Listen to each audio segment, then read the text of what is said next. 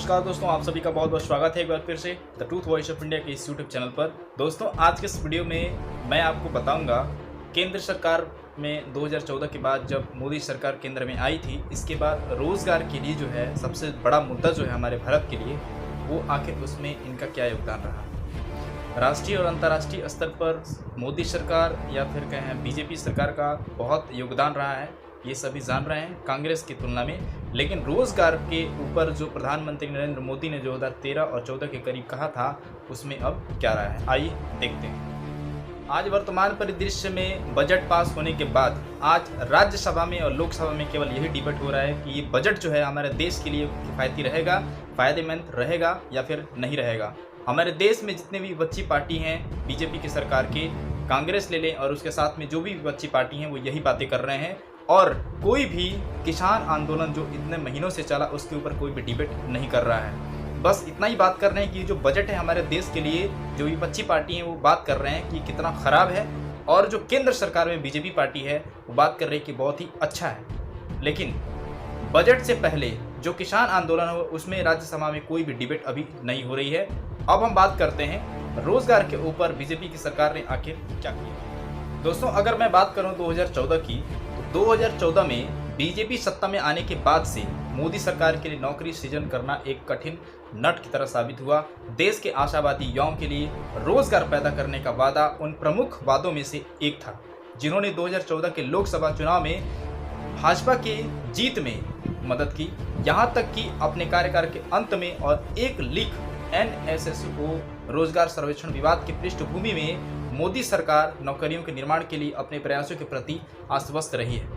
हालांकि सच्चाई यही है कि मोदी सरकार वास्तव में अपने शब्द में खरी उतरी है या नहीं, ये जानने के लिए पर्याप्त विश्वसनीय रोजगार डेटा नहीं है।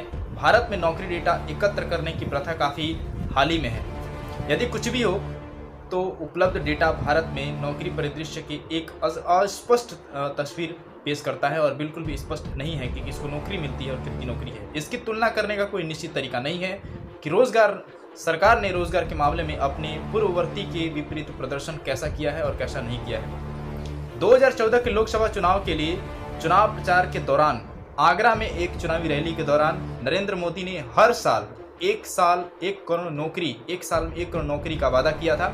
लेकिन एक गैर सरकारी NSSO आवधिक श्रम बल सर्वेक्षण का हवाला देते हुए एक समाचार रिपोर्ट में खुलासा हुआ है कि भारत की बेरोजगारी दर 6.1% को छू गई है, जो 1972 से 73 के बाद से सबसे अधिक है। रिपोर्ट में आगे ये भी कहा गया है कि देश के ग्रामीण क्षेत्रों में 5.3% की तुलना में शहरी क्षेत्रों में बेरोजगारी 7.8% अधिक थी। जबकि सरकार ने NSSO की रिपोर्ट एक केवल अप्रस्तुत मसौदे के रूप में खारिज कर दिया है। विपक्ष ने इसे सरकार पर आलोचना करने का मौका दिया है। कांग्रेस अध्यक्ष राहुल गांधी ने एडोल्फ हिटलर की तुलना में पीएम मोदी की तुलना भी की थी। ये NSSO का डाटा मैं आपके सामने रख रहा हूँ। इसके सर्वेक्षण में भी ये आया था, ये डाटा। यहाँ तक कि कर्मचारी भविष्य निधि संगठन EPFO द्वारा पेरोल डेटा, जैसे सरकार द्वारा भारत में औपचारिक नौकरी सृजन के प्रमाण के रूप में माना जाता है, नौकरी सृजन के लिए इन दावों का समर्थन नहीं करता है। यही EPFO पेरोल डेटा पर उठाए जा रहे सवालों के बावजूद नकल के लिए अति संवेदनशील है। पेरोल डेटा सितंबर 2017 के बाद से हर महीने शुद्ध नौकरी में वृद्धि का संकेत देता है और आपको भारत में कितनी नौकरियां मिली हैं इसका परिणाम बताता है। पीएम मोदी द्वारा प्रति वर्ष 1 करोड़ नौकरी के चुनाव पूर्व वादे के अनुसार हर महीने लगभग 8.4 लाख नौकरियों का सृजन होना चाहिए था। इस साल जनवरी में जारी अपडेटेड EPFO जो जारी करता है डेटा, नौकरी से पेरोल डेटा केवल 4.90 लाख मासिक औसत दर्शाता है। पहले का आंकड़ा घोषित किया गया था कि 6.10 लाख नौकरियां सृजित की गई हैं। फिर भी हर साल 1 करोड़ नौकरियों का वादा किया गया था प्रधानमंत्री मोदी द्वारा। Centre for monitoring Indian economic CMIE की एक रिपोर्ट बताती है कि भारत ने दिसंबर 2017 और दिसंबर 2018 के बीच लगभग 11 मिलियन नौकरियां खो दी। CMIE, जिसने मार्च 2016 में एक रोजगार सर्वेक्षण शुरू किया था, ये दर्शाता है कि भारत में बेरोजगारी की दर 6.64% थी। 2 नवंबर 2013 को आगरा में आपने शायद देखा होगा, एक चुनावी रैली में बीजेपी राष्ट्रपति पद के उम्मीदवार के लिए नरेंद्र मोदी ने हर साल 1 करोड़ सरकारी नौकरियों का वादा किया था, अगर उनकी पार्टी ने चुनाव जीता भी था इसे आधार बना करके।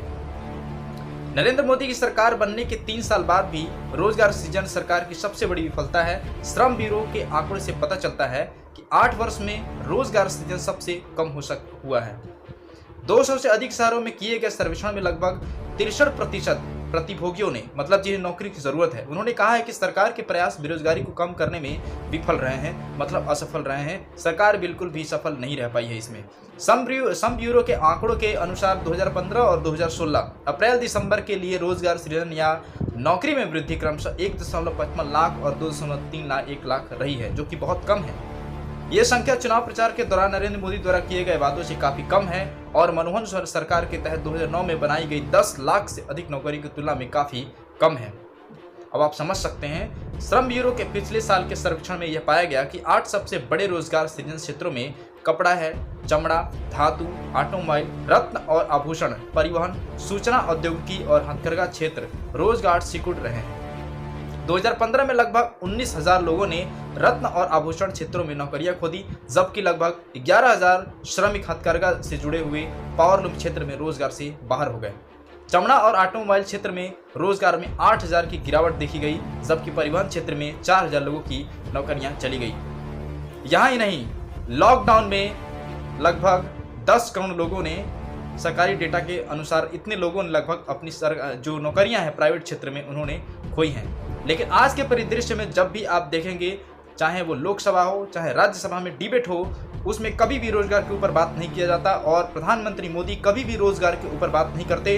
भले ही एक पढ़ा हुआ युवक जो है उसने डिप्लोमा किया हो या फिर इंजीनियरिंग करी हो, अपने क्षेत्र राज्य से होकर दूसरे राज्य क्षेत्र में धक्के मुक्के खाने के लिए विवश हो जाता है, लेकिन इस पर कभी भी हमारी केंद्र सरकार अभी कोई भी निर्णय नहीं लेती। देश में जो अभी बजट पास हुआ है, केवल उसको अच्छा और बुरा बताने के लिए ये केवल राज्यसभा और लोकसभा में डिबेट हो रहे हैं आजकल, लेकिन रोजगार के ऊपर अभी भी बात नहीं हो रही है।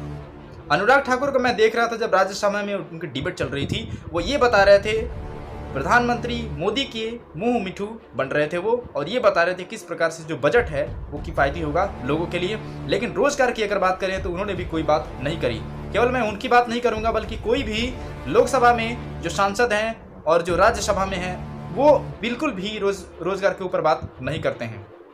देश का जो इंटेलिजेंट जो स्टूडेंट हैं वो अपने राज्य में नौकरी नहीं कर पाता, क्योंकि राज्य में इंडस्ट्री उतनी नहीं है। हो पाने के बावजूद भी जितनी सारी नौकरी लगाने वाली जो कंसल्टेंसी होती हैं उसमें पढ़ करके वो अपनी जो प्रतिभा है उसको खो देता है। सरकार ने जो मतलब फ्री में या फिर स्कॉलरशिप के बेस से जो पढ़ाई कराने का जो निर्णय लिया है, लेकिन इसकी पढ़ाई का कोई भी मतलब नहीं है, क्योंकि आज हमारे भारत में सबसे ज़्यादा अनएम्प्लॉयमेंट है, बेरोजगारी सबसे ज़्यादा है और आने वाले समय में बहुत ज़्यादा ये बढ़ जाएगी।